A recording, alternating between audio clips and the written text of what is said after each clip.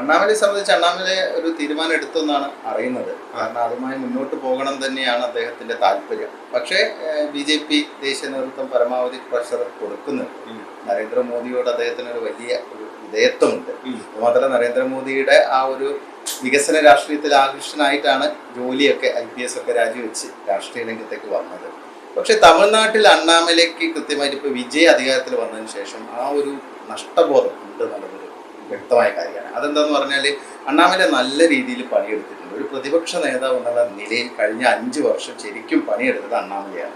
പക്ഷേ അതിൻ്റെ ഒരു ഗുണം അദ്ദേഹത്തിന് ലഭിച്ചില്ല. BJP ദേശീയ നേതൃത്വത്തിൻ്റെ ചില പാളിച്ചകൾ, ചില മണ്ടൻ തീരുമാനങ്ങൾ, തെറ്റായ തീരുമാനം, അത് കാരണം തന്നെയാണ് അദ്ദേഹം ആകെ ഡിപ്രസ്ഡ് ആയി എന്നുള്ളതാണ്. പ്രത്യേകിച്ച് ADMK ആണെങ്കിലും DMK ആണെങ്കിലും ഒരുപോലെ എതിർക്കപ്പെടേണ്ട കക്ഷികളാണ്. ദ്രാവിഡ വിരുദ്ധ രാഷ്ട്രീയം ഉയർത്തിക്കൊണ്ടുവന്നാൽ മാത്രമേ BJPക്ക് അവിടെ ഒരു സ്പേസ് ഉണ്ടാക്കാൻ പറ്റുള്ളൂ, ഒരു എൻറ്റിറ്റി ഉണ്ടാക്കാൻ പറ്റുള്ളൂ എന്നുള്ള ഒരൊറ്റ ബോധ്യത്തിലാണ് അണ്ണാമല വന്നതും പ്രസിഡന്റ് ആയതൊക്കെ. അതിനുശേഷം അദ്ദേഹത്തിൻ്റെ പ്രവർത്തനം അങ്ങനെ തന്നെയായിരുന്നു. കാരണം തമിഴ്നാട്ടിലെ ഒരു മാസ് ലീഡറിന് വേണ്ട എല്ലാ സവിശേഷതയും അണ്ണാമലയ്ക്കുണ്ട്. ഒരു ലാർജർ ദാൻ ലൈഫ് ഇമേജ് തമിഴ്നാട്ടിൽ വളരെ അത്യാവശ്യമാണ്.